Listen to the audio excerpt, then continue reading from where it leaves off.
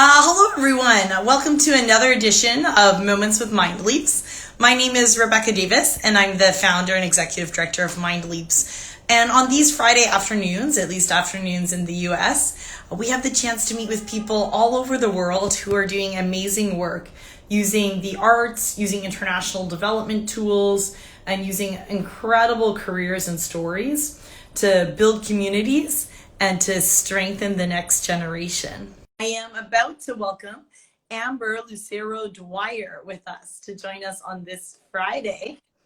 Hi, Amber. How are you? I'm good. I'm good. Sorry about that. Can you hear me? You sound great. Okay, good, good. Amber, I was just starting to tell everyone all about you. This is Amber Lucero-Dwyer, and we are very lucky to have the chance to be speaking with Amber today because normally she's all over the world, either in El Salvador or Malawi or Rwanda. And today we're very happy to have her close to home. Amber has a long career both in the arts and in international development, therefore making her one of my least favorite people. From working at the Cincinnati Art Museum to working with USAID to working with the Peace Corps. These experiences and expertise and degrees have taken her all around the world.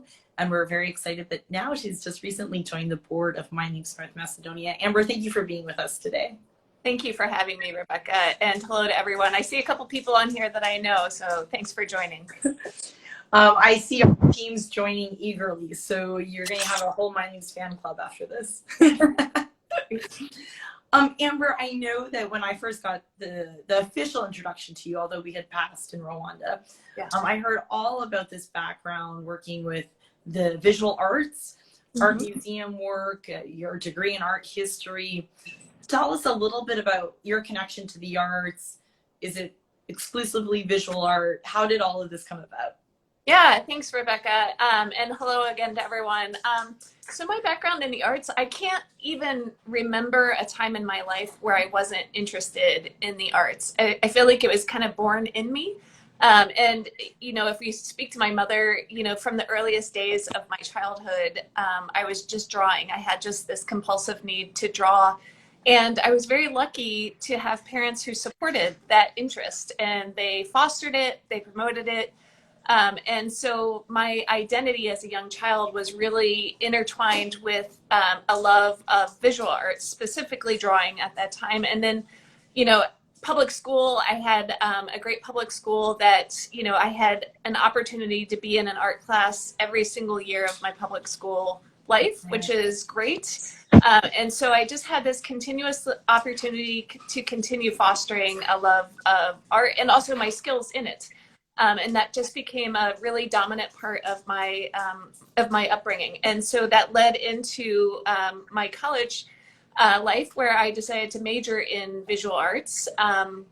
So continued to explore. I branched out when I got to university, branched out from drawing to painting and also photography, and then decided to pursue a master's in art history after getting my bachelor's degree in fine arts. Started with my master's degree in art history. And I really enjoyed that side of art as well, both making art and also studying art. And then after getting my master's degree, I started working in museum education. So working at the Cincinnati Art Museum on adult education specifically, and really, that really opened up an entire world of art and art history and artists that was just, I mean, it still continues today. I'm never going to be able to explore it enough. Yeah. Well, Amber, I am a huge fan of artists in general, as you know, but particularly a big fan of visual artists because I have the opposite story to tell. All going through school, whenever I was in art class, the teachers were always like, Rebecca, you cannot keep drawing stick figures. I think I graduated high school still drawing stick people. So I am in awe of people like you who can create beauty out of paper. And one day you'll have to teach me how to be better than my stick people. Well, I'm the same way with dance. I would say that I'm not a dancer. So, but you and I find that space together, right? Where True. We appreciate anyone who does something artistic, even if it's something that we don't think that we can do. I bet you could find the dancer in me, and I could find the visual artist in you. I think I'm gonna have the easier task of the Yeah. two, Amber. And that's also one of the reasons, though, that we've become deeply connected. And I know, Amber, in the work that you've done overseas, you've seen also how the arts come into play in the lives of youth and how it opens up dialogue in a way that sometimes it's tough to on the more diplomatic, the more language heavy side, especially in communities where you're working with multiple languages, always multilingual, always some sort of translation barrier. Share with us a little bit about how you've seen the arts play out outside of Cincinnati, outside of the United States. Yeah, so I want to first say that one of my favorite things that to do with the arts, and it can be the arts in general or just the art, this specific discipline, whether it's photography or dance or painting, is just to randomly choose a subject in the world, whether it's history or science or mathematics or anything, and combine it with that art. So if we just and just to explore that space. So even if we say dance and history, there's something to explore there in that intersection. Or if we say photography and politics, there's something to explore in that space too. And I love exploring where that intersection is, because there's so much possibility there. And so I just encourage anyone to just kind of randomly pick, one of my friends on here, she's an architect from El Salvador, from my time in Peace Corps. And I'm sure she can recognize that there is an element of architecture in almost every aspect of our lives. And so I just really encourage everyone to explore those spaces together. But going back to youth, there is, I think, a natural predilection for youth and art. I mean, we see children making art at the youngest ages, just like me, right? And whether that's dance or whether it's drawing or painting, there is a natural inclination toward art. That is part of being human, right? We're the only species that we know that intentionally makes art. And so it's innate within us. And how we foster it and support it, as adults, how we foster and support that within youth, I think brings out the potential for young people. What I really love about dance is that it brings people into physical space with each other, right? Sometimes we think of visual art as a kind of a solitary exercise, and in many cases that's true. But dance brings us into our physical space, and I think there's really something important about being in the physical space with each other, just like sports does too. It brings us into our physical space, and we learn how to negotiate and understand and work together and share that space together. So there's wonderful potential in the arts, no matter what the discipline is. But if you want to teach really important social emotional learning skills in youth, I think the arts is an incredible platform for doing that, because it helps to build those skills in a way that is expressive and creative, but also long lasting as well. Yeah. And somewhat natural too. I mean, we've been in this program today with our new MindLeaps program in New York City, and sharing how the social emotional learning development that happens, in this case it's movement or dance based, but the idea of it is that the kids aren't coming to like school or coming to be like, oh, I have to develop grit now, or I have to memorize something. It's like this way, like through game and play, to develop skills, and then they stay inside you because it's not associated with a teacher or a space or something like that. Right. It's learning through application. Yeah. And it's almost the same way that, we would never teach basketball by sitting people in a classroom and showing them, diagrams. We learn through application and practice. And the more you practice those skills, the better you're going to get at utilizing them. And so I feel like the arts in the same way. And it becomes like this innate idea, right? Exactly. Like the body knows it, your mind knows it, goes back to that place naturally. Yeah. So Amber, we've started to touch on it, but tell us a little bit. So from this love of the arts and your work in arts education, then you transition to more of a international development side. Although I know that you're not exclusive; that they keep overlapping, and that's right. In your choices and your career. But tell us a little bit. How did that segue happen from more of a U.S. based career to something that's weaving around the world? Yeah, so just a little bit of background. So I mentioned after I got my master's degree in art history, I started working in art museums, and I was working at the Cincinnati Art Museum for many years, specializing in adult education. And I was actually one of those people that write the labels that go onto the gallery walls. You know, you always wonder who's behind that. I was one of those people, and I wrote the audio tours that Oh, wow. you might take in an art museum. But I started thinking that I wanted to go international. And that really came from just a trip that I took to Peru. And it was really the first time that I ever traveled to a, what we call a developing world country. And it sparked something in me. And when I came back to the Cincinnati Art Museum after that trip, there was something in me that changed.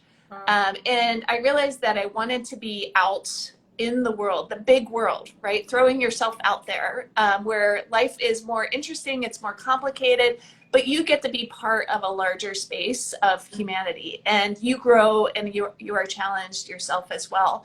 And so that started a process in my 30s of deconstructing the life that I had very carefully built. I had this great career in art museums. I had bought a house when I was 25 years old. I felt like I had it all kind of set. And then I was like, wait, I can't do this for the next 40 years. Like it's got to be different. And so I started deconstructing that life and trying to figure out how to be abroad. And ultimately, I decided that Peace Corps was the best option for that. And so I went to El Salvador for 2 years, and I really didn't expect to be working in the arts. I didn't associate the arts with Peace Corps at all. And so that was actually a difficult thing for me to realize. Was like, I'm going to have to leave this big part of my life behind.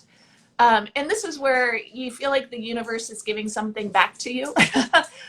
Because what I found was that what I thought was separate, in my mind, was actually one and the same. And I ended up serving in a wonderful town called Suchitoto.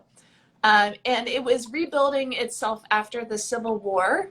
And it was building its economy on arts and cultural tourism.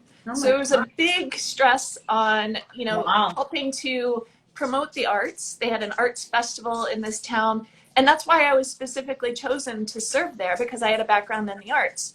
And so to walk into this town where they saw my background in the arts and were like, this is perfect, was incredible. Incredible. Wow.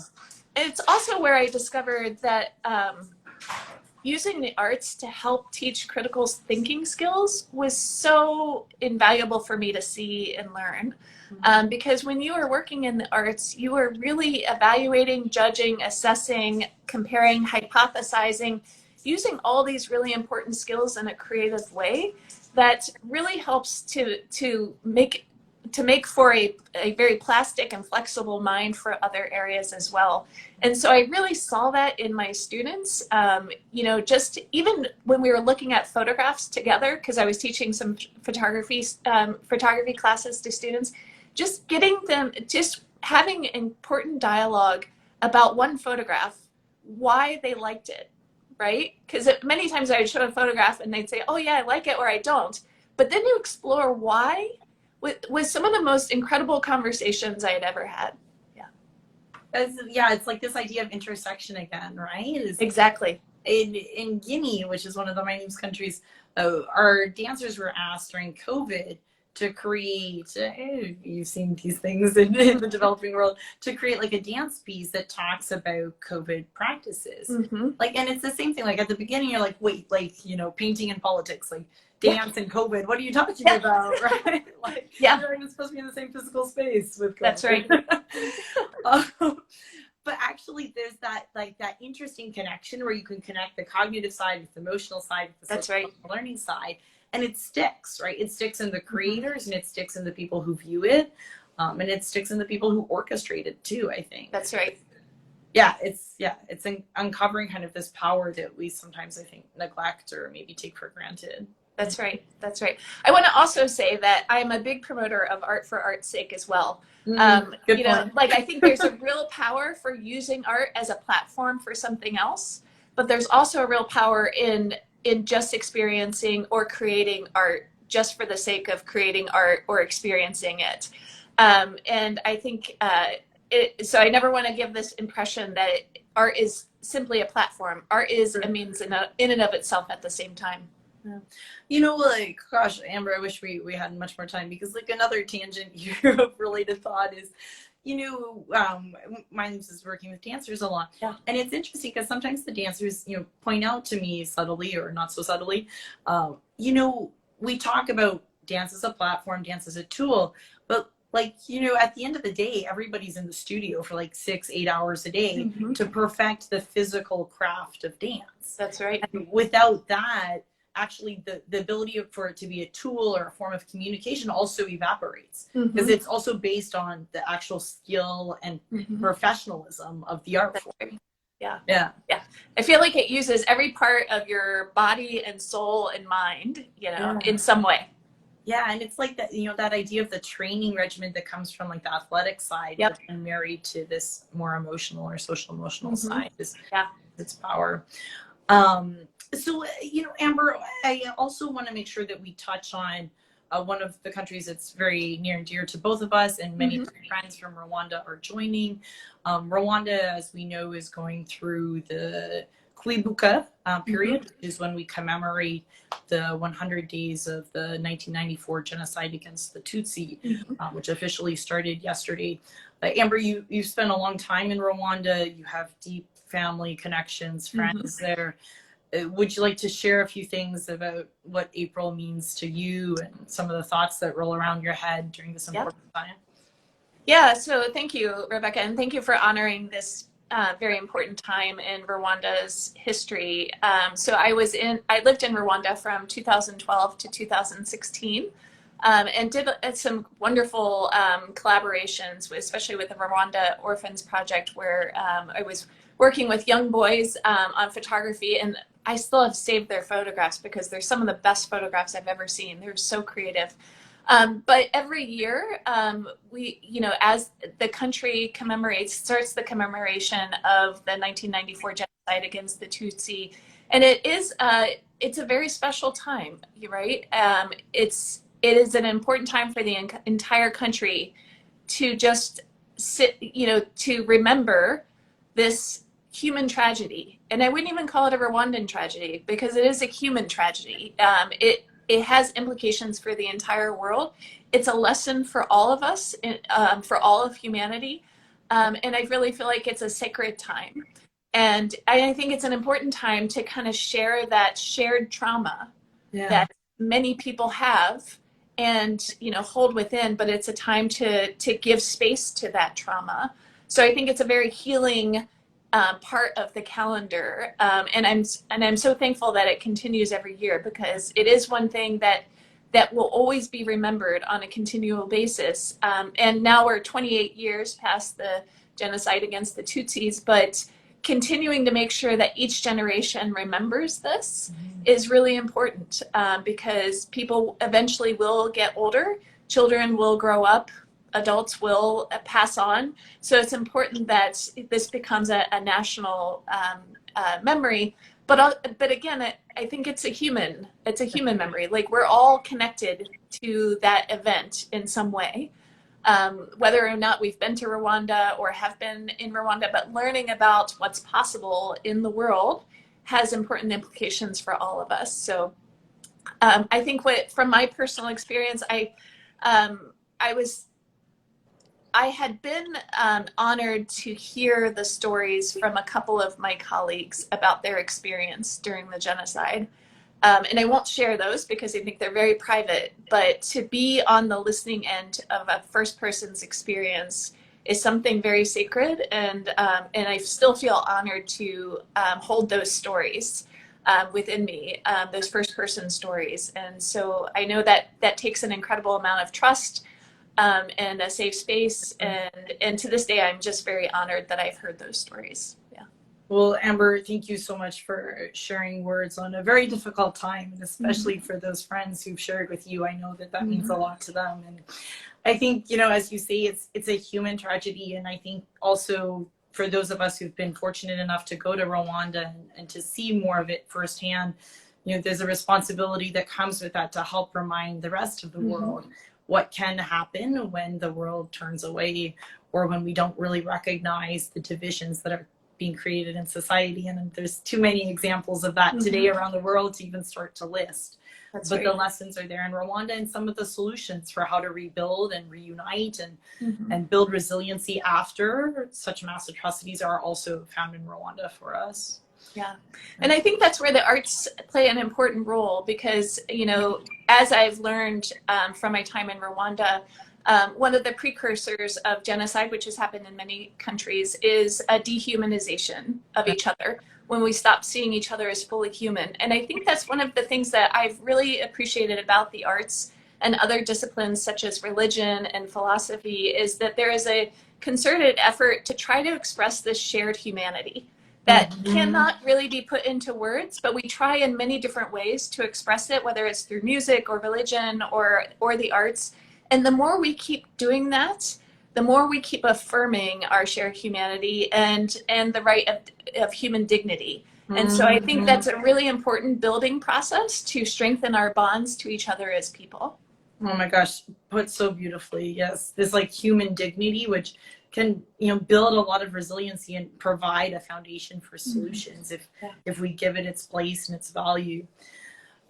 And not to draw a parallel where there isn't one, but both you and I have ended up in connected work around North Macedonia, because one of the things that is interesting in North Macedonia is how divisionism is played out. And yet some of the other things that we're talking about, the power of youth and the ability of youth to try to build a bright future and see things differently. We've been so fortunate to have you officially on the board of MindLeaps North Macedonia. Share with us a little bit about what North Macedonia has come to mean for you, or your thoughts on it so far. Yeah, thank you. And when I was first invited to join the board for MindLeaps in North Macedonia, it was such an honor because I don't come from a dance background and I don't come with experience in North Macedonia. But I think that, you know, this is a testament to MindLeaps is seeing the potential in everyone. At all levels, including board members. So thank you for that, and thank you for seeing value in something that I might bring. But for right now, I've been on this incredible learning curve of learning about the important work of MindLeaps and also the important cultural and historical context of North Macedonia. And our local staff in North Macedonia have just been so tremendous on making sure that I understand the context, which is unique. Every country's context is unique. And what I've learned about the divisions within North Macedonia, again, brings me back to that importance of dance, of bringing us into each other's spaces, right? That is really, really incredible. And you can see how important that is in any place where you need to bring people together, not just virtually, as we are here, right? And that's wonderful, but physically in each other's spaces, you know, to the point where we are touching and moving together. So I just think it's really incredible that MindLeaps is in North Macedonia, and I'm looking forward to visiting and seeing some of the programs there. Well, we're so excited to have you on the board. I know that you're not in all the daily staff meetings. We wouldn't put that in your board responsibilities. But so many times, Amber, in the staff meetings, we're like, well, what do you think Amber would say about this? So, well, do you think we should check with Amber on this program idea? Or, well, let's run this one past Amber. So thank you. That's sweet. Get ready for the list of tasks. Amber, we just have a couple minutes left, but I mean, you've touched on it, but I would love to hear you just kind of explicitly give us a few more nuggets here. Yeah. Your path is so fascinating, going from this fascination and developing this talent to like the highest level of visual art as a person, and then weaving that into all of these other things. And we've just touched on a variety of topics of your life. You know, what would you say to the 12-year-old, the 17-year-old who's like, oh, I love this and I love this and I want to work abroad? Like, how does all of that weave together? Yeah.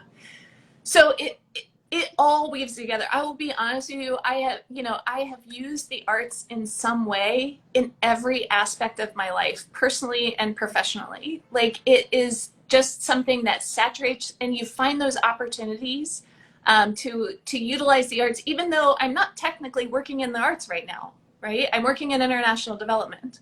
but I'm still using the arts and finding those opportunities. So even if it's, you know, and that was a big fear of mine, was leaving the arts. And what I found was I can never leave the arts. It's always there, right?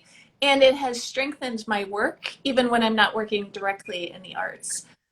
So for someone that's young, I think it's all of our responsibility to look within ourselves and find what our purpose is, right? We all have a purpose, every one of us, and to really start seeing, you know, what is my gift to the world, right? And what am I open to receiving from the world? And so for many people, that is the arts in some way, and utilizing that in a very meaningful way that contributes to our world positively.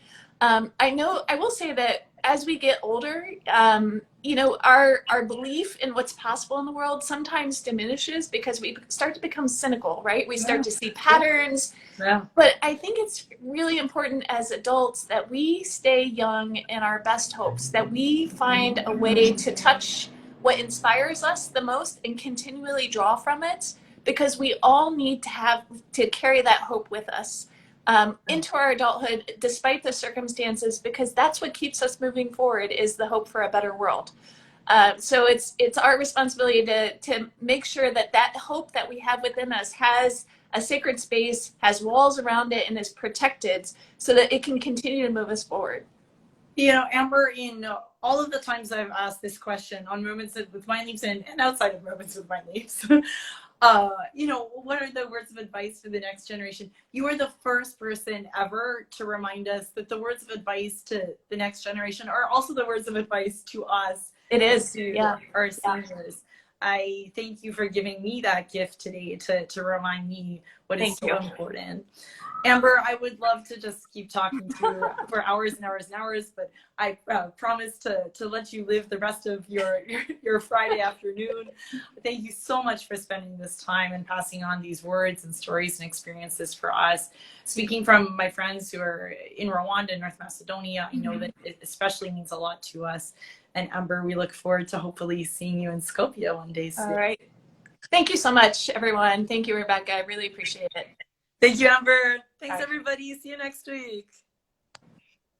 Thank you.